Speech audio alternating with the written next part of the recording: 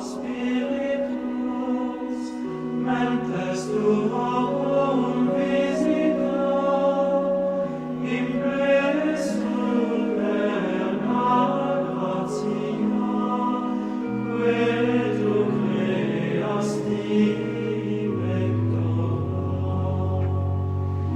Qui scelis Paráclitus, altissimi Domum Dei, fans vivos ignis. Meus irmãos, minhas irmãs, Deus está comigo. Estamos desde ontem, no domingo da solenidade da Santíssima Trindade, abrindo a 8ª semana do tempo comum. Existem solenidades próprias do tempo comum. Uma delas, ou melhor, a primeira, foi a que celebramos ontem, a solenidade da Santíssima Trindade, que abre o segundo bloco do tempo comum. E essa solenidade, ela não está ali à toa. Primeiro, porque com a solenidade de Pentecostes, nós experimentamos a plenitude da revelação no Cristo, nos revelando o Pai, Ele mesmo, Filho e o Espírito Santo. E agora, para o segundo bloco do tempo comum, onde nós veremos mais a nossa experiência do discipulado, do seguimento de Jesus, nós temos como modelo para a nossa comunidade a perfeita comunidade, que é a Santíssima Trindade. E aqui estamos nessa segunda-feira, no dia 27 de maio, 8ª semana do tempo comum. Nós estamos em nome do Pai, do Filho e do Espírito Santo. Amém. Esta é a última semana do mês de maio e nela teremos outra solenidade, que é a solenidade Corpus Christi. Mas dela falaremos daqui a alguns dias.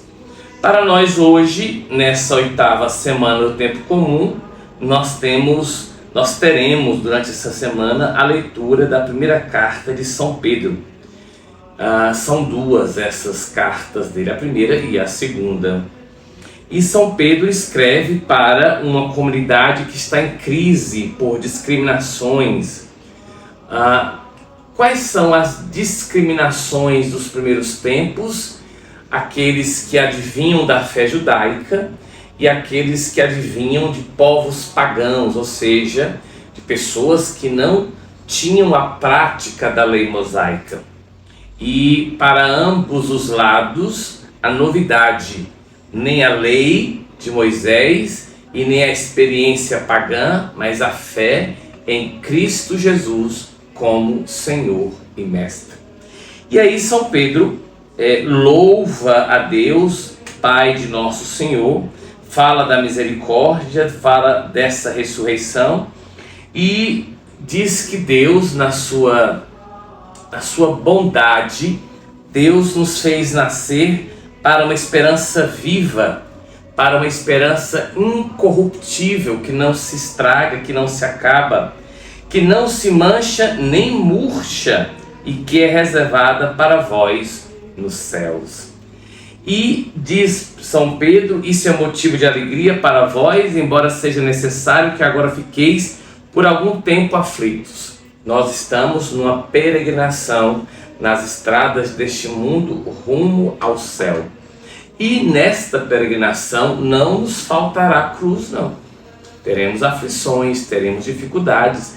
Inclusive, é de suma importância que tenhamos cautela com pessoas que nos vendem um Cristo sem cruz. Aquele e aquela que busca viver em Deus, seguir o Senhor, terá aflições mediante tantas provações na vida, e nestas situações todas a nossa fé será provada. E aí termina o texto, eu convido que você leia com muita pausa, com muita serenidade, uma expressão que me é muito cara. Sem ter visto o Senhor, vós o amais. Sem o ver ainda, nele acreditais. Isso será para vós fonte de alegria indizível e gloriosa, pois obtereis aquilo em que acreditais. 2 pontos. O que nós acreditamos? Que o Pai nos deu Filho e com a força do Espírito, este Filho, por amor, sofreu, por amor morreu e por amor ressuscitou. Para quê? Para que no Filho tivéssemos a nossa salvação. É sempre oportuno dizer que nós cremos numa fé posta num Redentor. É muito interessante dizer isso. Nós não cremos numa remissão, uma auto-remissão. Não somos nós quem nos salvamos. É crendo nele que seremos salvos. E essa salvação já foi conquistada a preço de cruz e ela plenamente será vivenciada no paraíso de São Paulo, na carta aos Romanos, no capítulo 8. Mas poderíamos dizer então, essa ação é uma ação só de Deus para conosco? Não. A teologia da justificação na fé católica entende que é uma crença no Cristo Redentor, no Salvador, mas que exige de nós práticas pessoais e cotidianas, sal da terra e luz do mundo. Vai nos lembrar Jesus, o Evangelho de Mateus, e também vai nos lembrar a carta de Tiago, que lemos na semana passada. Muito bem, então, crendo nele que nós obteremos aquilo no qual acreditamos, que é a nossa salvação. O Salmo 110, em resumo diz: o Senhor se lembra sempre da aliança. Isso é fantástico, porque ao longo da história da salvação, culminando em Cristo Jesus, o que acontece? Nós percebemos que Deus sempre foi fiel. E a fidelidade do Senhor é uma fidelidade paciente. Em que sentido? Ele tem paciência conosco. São Pedro vai dizer isso nas suas cartas. Ele tem paciência conosco e entende que nós, por fraqueza, nem sempre somos fiéis. Mas existe uma graça de todas as graças, que é recomeçar. E qual seria aqui um indicativo, ou qual seria uma imagem que nos ajuda a buscar esse recomeço? O Evangelho segundo Marcos vai dizer isso. Mateus também vai falar desse mesmo texto, colocando no lugar de um homem a figura de um jovem. Quando esse homem, no Evangelho de Marcos, chega e diz: bom mestre. E aí Jesus diz: olha, é preciso que você, no primeiro momento, pratique os mandamentos da lei de Deus. Ele diz: sim, eu faço isso desde a minha infância.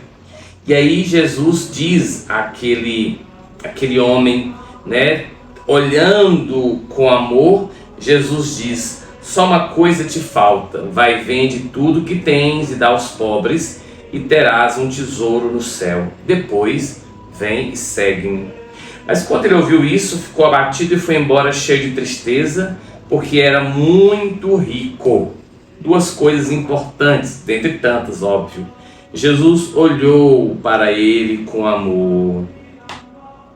Esse olhar de Jesus é tão impactante até nos dias de hoje, pois quando ele nos olha com amor e ele nos desvela. Ele retira os véus e olha o cerne de cada um de nós. Ele sabe quem somos, sabe do que precisamos e, sobretudo, sabe em que devemos ser aprimorados. E ele faz isso com amor. Não é impondo, não é pondo um dedo à nossa frente, não. Ele nos olha com amor. E aí ele pede que aquele homem venda tudo. Isso quer dizer então que eu não posso ter nada, como meditamos na semana passada? Podemos, mas essas coisas não podem ser o nosso Senhor, a nossa vida. O Papa Bento XVI vai dizer, tocando no Evangelho de Mateus, quando fala do jovem, vai dizer que aquele jovem, ou este homem no Evangelho de Marcos, ele volta triste, não é somente porque ele era rico, mas porque ele era cheio dele mesmo. Sim, ele fica triste porque não consegue se abrir à súplica que o Senhor nos faz. Sempre, cada vez mais que estamos cheios de nós mesmos, menos Deus iremos experimentar. Assim é que São Paulo vivencia esse paradoxo quando ele se sente incapaz e fraco, querendo fazer as coisas. Jesus lhe diz: basta-te a minha graça. Quando nós fracos, é que seremos fortes. Por quê? Na fraqueza, na experiência da fraqueza humana, experimentaremos a certeza de que Deus é a nossa força. Não à toa que é bom sempre dizer: Deus está comigo. Que essa água que aqui tem, que você tem em casa, seja então abençoada. E que pela bênção dessa água, possamos nós nos lembrar da graça recebida no dia do batismo e possamos nós ter força no combate de tantas situações difíceis ao longo da nossa caminhada. A você, meu irmão, minha irmã, Shalom. Grande abraço.